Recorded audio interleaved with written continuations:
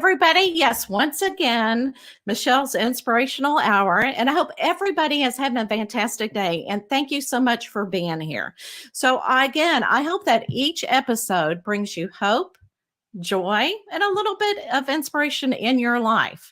Now, I am so excited to invite to talk about this guest, okay, that's coming on. And if you are on a spiritual journey and you're having trouble trying to figure out your vision, this is the right episode for you.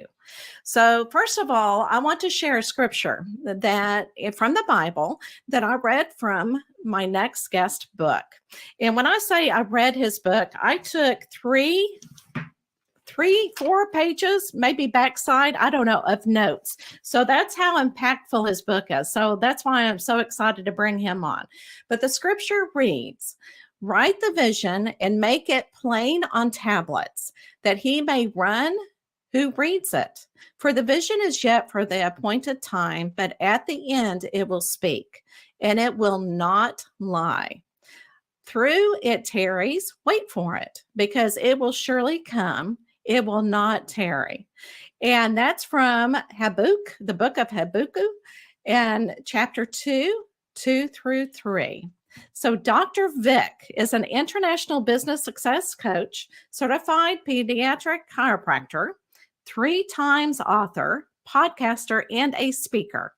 He is the founder of the Billionaire Success Formula.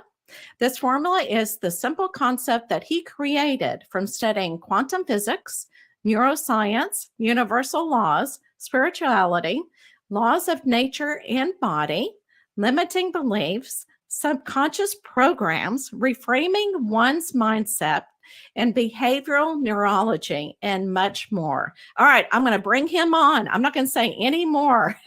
How are you? I'm doing well, Michelle. How are you doing? I am, like I said, I am so excited because, reading your book, I got to read all about your spiritual journey. Doesn't that kind of make you feel like, oh, she might know something about me? Through reading my book. But what I want you to really talk about first is how I know that you were going through chiropractic school. You thought your life was going accordingly to plan, but you were not happy. So can you kind of tell us about your journey and how you started moving it forward so that you did find that spiritual awakening and your happiness? Yeah, it's one of those things where I remember when I first started in my business, it was 5 years I took me to get to my financial peak. And I did everything, studied all the business books I can get my hands on. I did everything people told me. And that was the first time in my life I actually felt unfulfilled.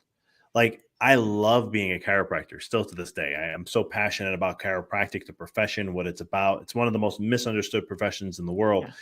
But at the same token, it was one of those things where like it was really a deepening for me to go, here I am. I thought when I made this much money, I had an impact in my community. I was helping people. I was changing lives. And yet I just had this emptiness, this void.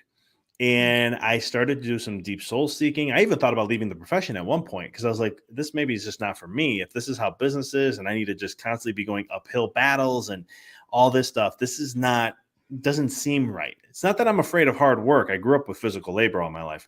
Right. It's more of it just didn't seem right with me. And that was the first time where I started to actually look and start to actually choose for myself. Well, what is chiropractic to me? How do I want to share that for others? What is that part of chiropractic that I want to bring to the table? And what kind of chiropractic do I really want to do? And I started to ignore everything, even what I was learning in business, from chiropractic profession and so forth from a business side. And I said, I'm just going to go back to what I know. And that is, what feels right with me? What gets me excited? And I'm just going to go with it and see where it takes me. And so it was kind of interesting because I went into pediatrics then. That's where I started to focus there. And this is stuff I teach, and in the Billionaire Success Formula talks about it too, where then all of a sudden it was like I started to make these transitions and things started to happen. Business was just happening a lot easier. I was happier. I was more excited. But a few years later, that emptiness came back. And I started to evaluate my life and the work I've done. And it started to say like, well, is this, looking at my reach overall, have I really done to the level of where I'm achieving the masses, helping out in the level of what I wanted to help out in the world, fulfilling my soul's purpose, in other words. Mhm. And I wasn't, because I really looked at the numbers and it was so minute and small.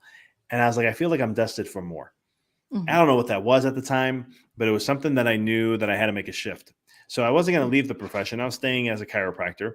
But that's when I started my journey into writing my first book, starting a podcast. Then I started to do coaching. And I only did it part-time, but it was there. But as I continued to go on year after year, that void kept getting bigger and bigger and told me I need to make a shift in my life, something Mhm. big. I didn't know what Mhm. it was. So I started looking at my life, what I liked, what I did, and what I truly enjoyed. What would I change? And my wife and I started looking at each other and thought, well, I wanted to move. I wanted to move to Knoxville. I'm originally from Chicago, Mhm. and I wanted to move to Knoxville, Tennessee. And my wife's like, well, maybe no. We got family. But then COVID hit. She jumped on board. Mhm. And when I made the switch to move down here, I let go of my practice because it was hard to sell. We couldn't sell it for a year and a half. After a while, we're like, you know what? We'll just let it go. We've done good. We've been doing Mhm. well. We can hold off. And I went full time into coaching. And it's almost a year. It'll be a year and a half this month where we made the move. And it has been such a blessing.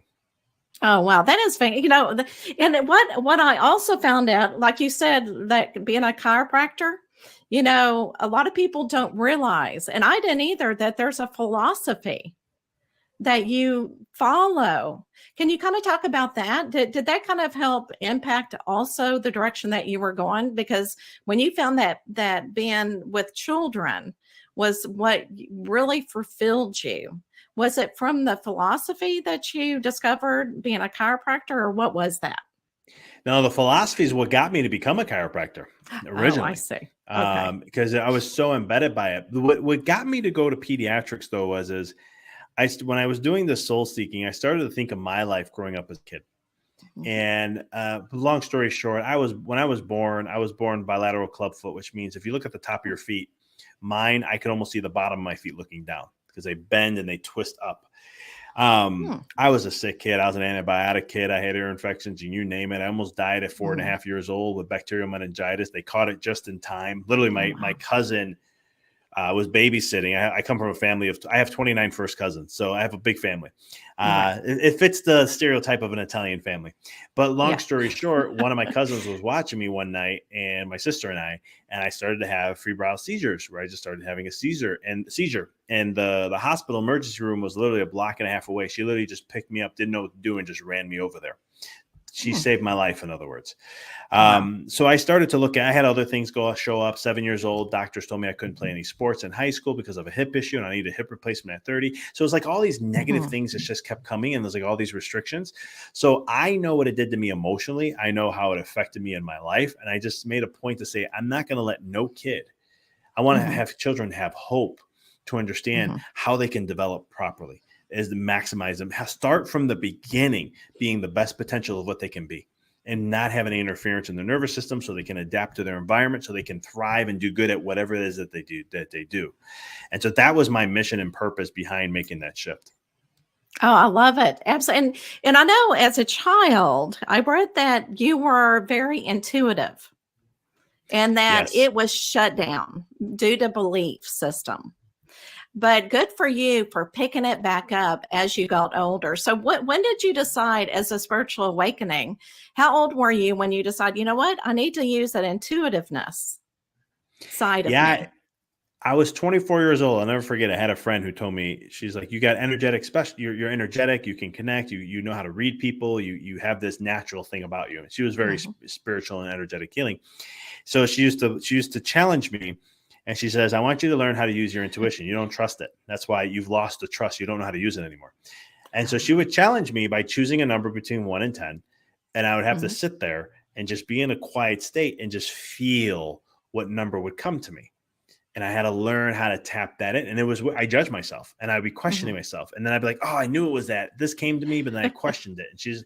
And it was the most frustrating period of my life, because it was like, it's like, these things somewhere deep down, but then it's a token, you're fighting it. But long story short, I got really good at it to where I started to understand what that feeling is. And I learned how to trust.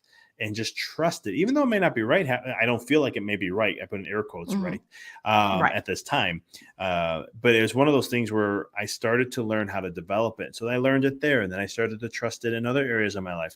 I even reflected back and learning at times where it did show up, where I had that Hmm. feeling, and Hmm. my mind couldn't understand it, what was going on Right. at that time.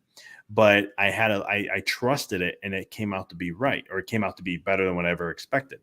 Hmm. And then it was just situations in life to just develop it like a muscle and everything else to maintain it.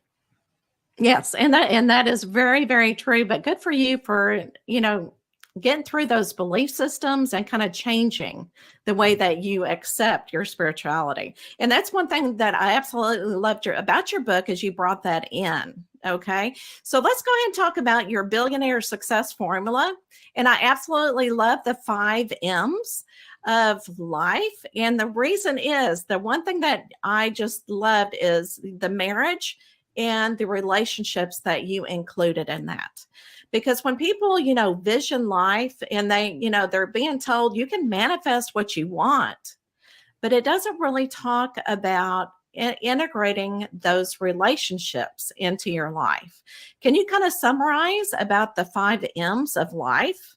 And also tell me which one is your favorite. So the 5 M's, I would say, mindset, it's mindset, marriage. So marriage are all relationships, Mhm. movement, which is your health, physical health, movement, those kind of things. Then you have mission, which is your purpose in life, things that are purposeful for you. It doesn't have to be just one thing. It's just what fulfills you. Mhm. And then money, obviously, is the last one.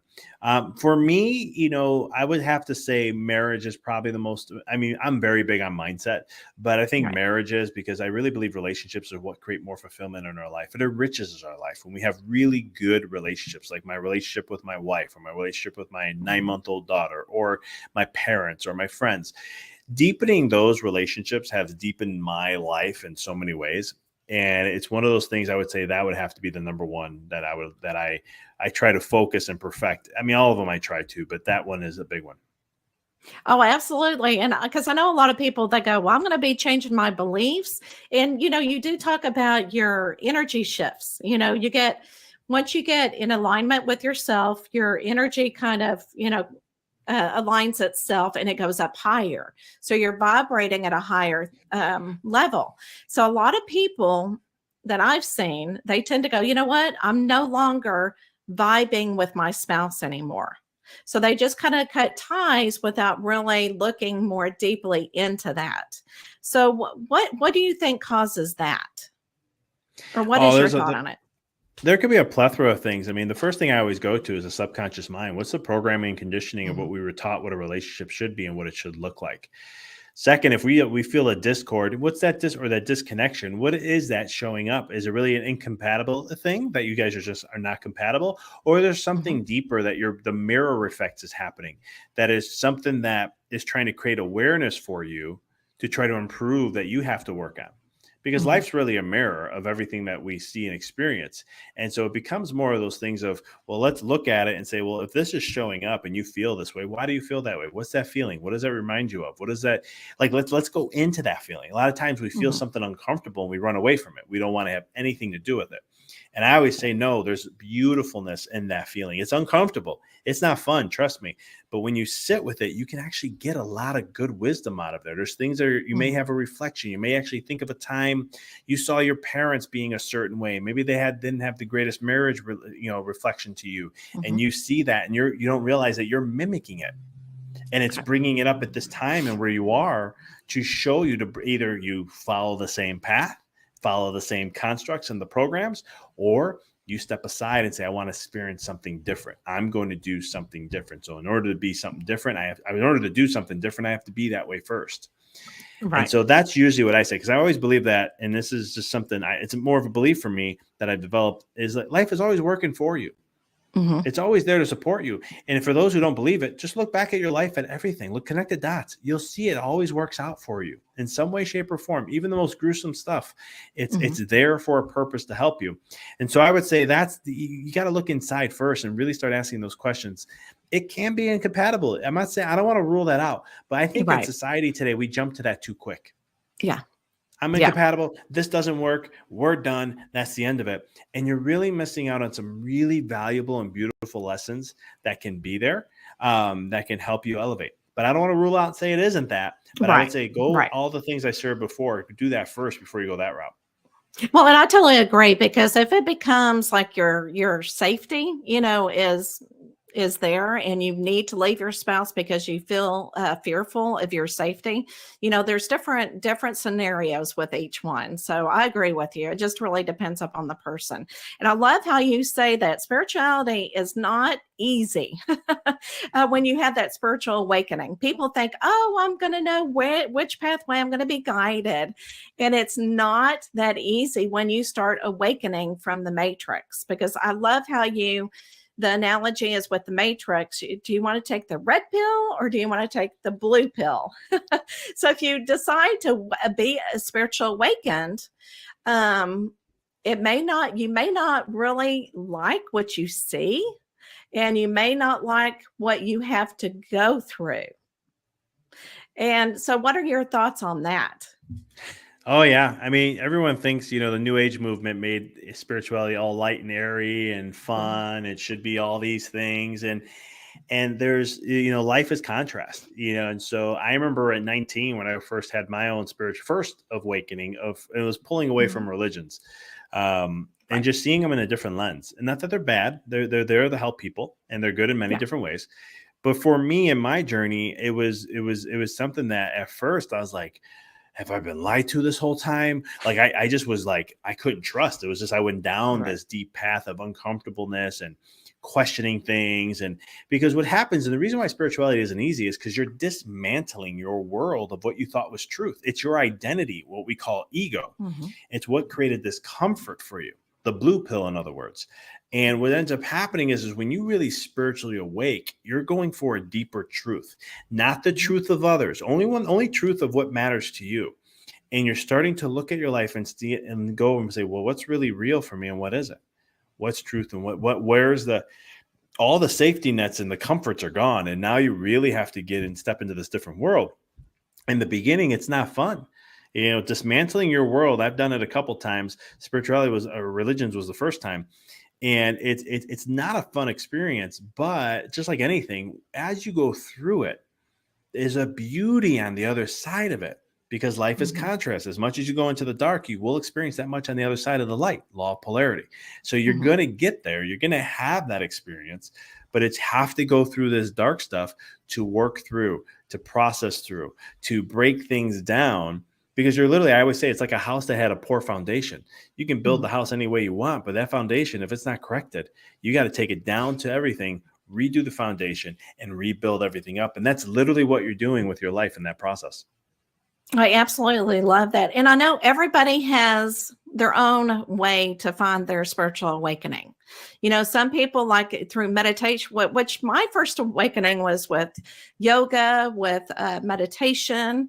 And then some people do the spiritual journey through shaman, through the earth medicine or the plants.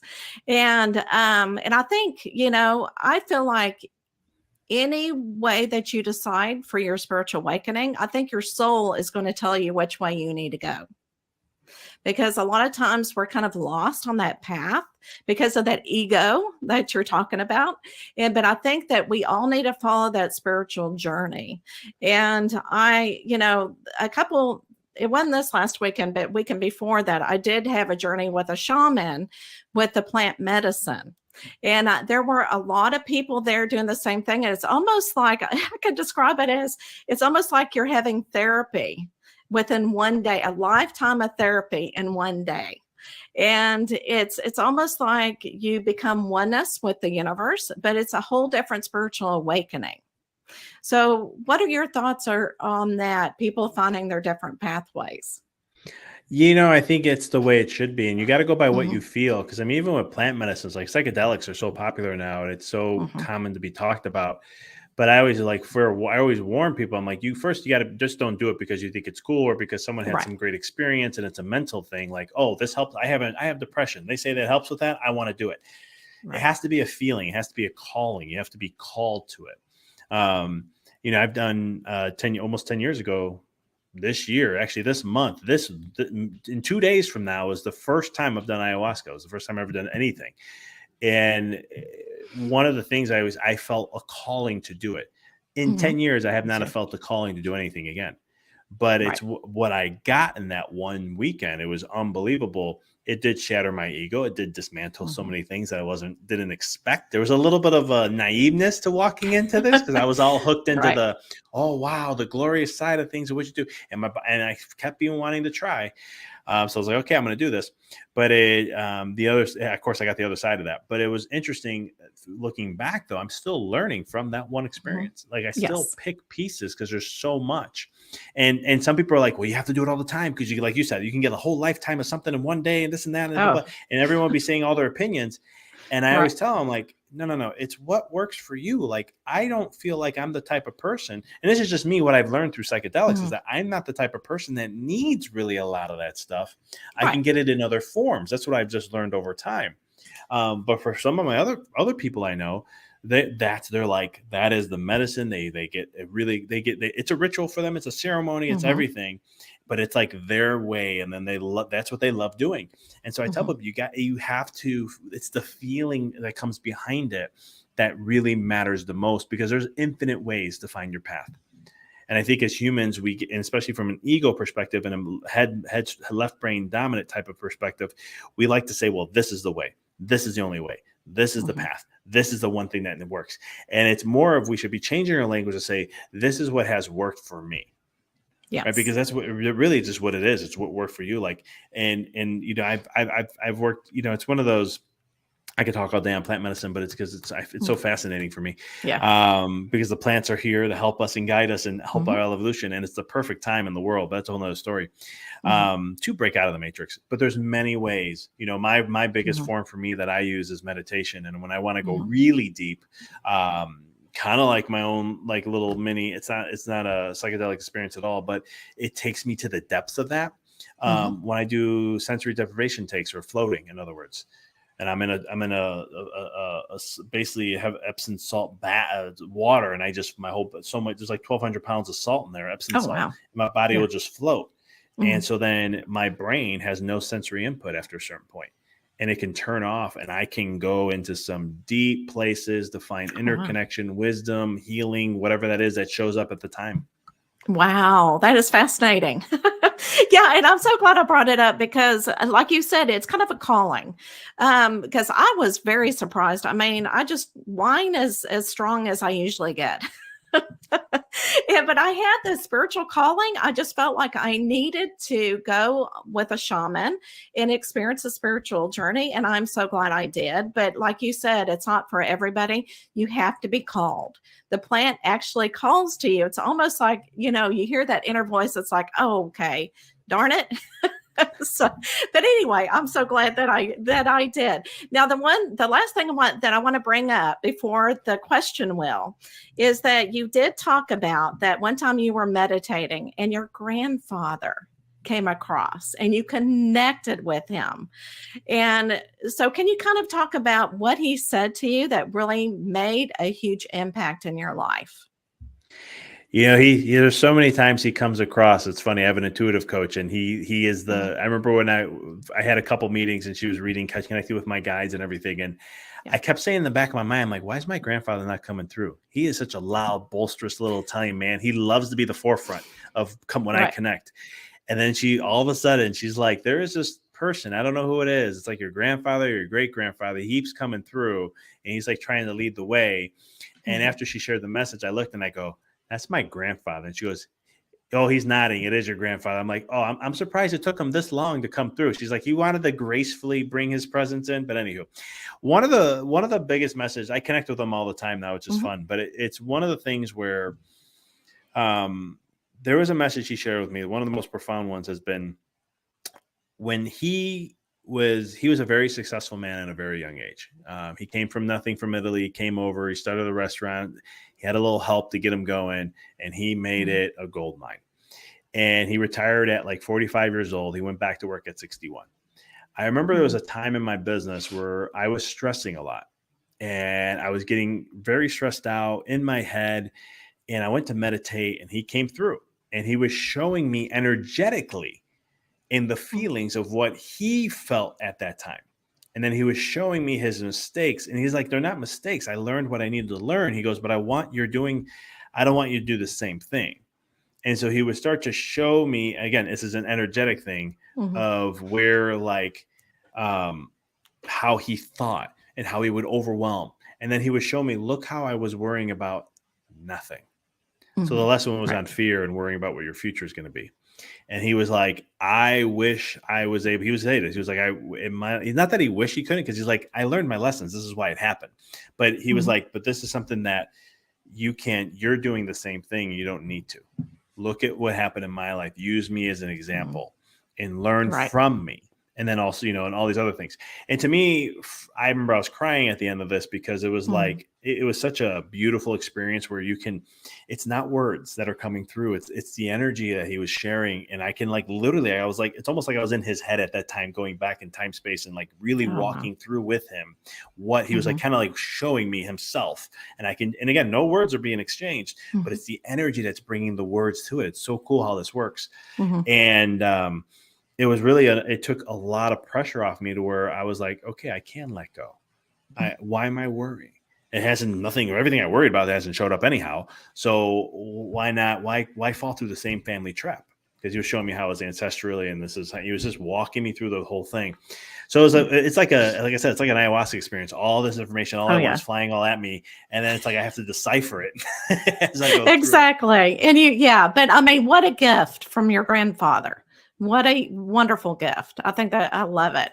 So let me go ahead and talk about your books. Now, the book that I read is Decoding the Matrix, which is my favorite movie, is The Matrix. But anyway, I have notes and notes and notes. So that is a great book. You also have Rediscover Your Greatness and A Walk in the Dark. So again, if you love this podcast and what we talked about, it's all, based upon the questions that I brought up, was decoding the matrix. All right. You ready for the last question? I love this. Let's do it. Okay. All right. Let me spin the wheel. I promise you won't win $1 million, but you never know. That's true. All right. So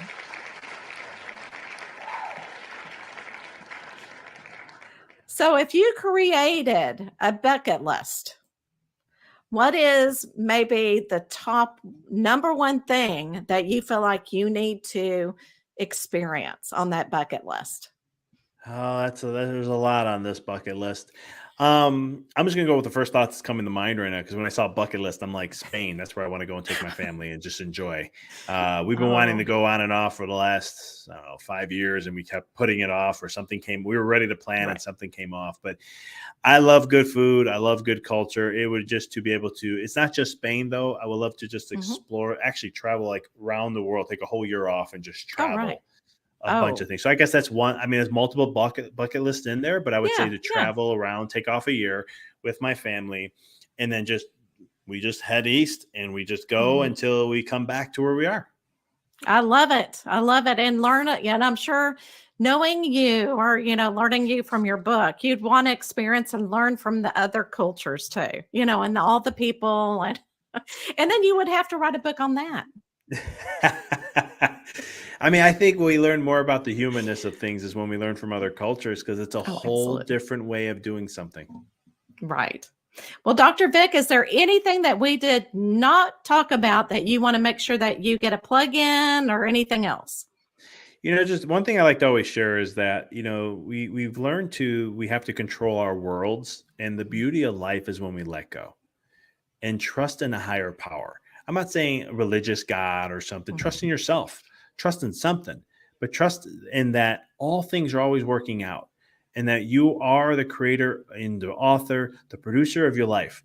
And when you start to really realize that power, then you can choose anything you want. And to me, I truly believe that's fulfillment, because you choose and you experience it. And to me, that's just deeper meanings in that compared to just XYZ or whatever. So trust the process, trust life, trust that everything that's coming to you is always there for your greatest good. It's there to help level you up. You just got, even if it's uncomfortable, because it's usually not the easiest feelings. But when you can sit with it and process it, it is a game changer for your life. I can't say anything else. I think you just ended it so well with such great and tremendous wise inspiration. So, Dr. Vic, thank you so much for coming on. And everybody else that is listening to this, I will see you soon. And again, whatever story that you have in your life, share with others because you don't know who's going to learn from you. All right. Thank you. And we'll see you next time.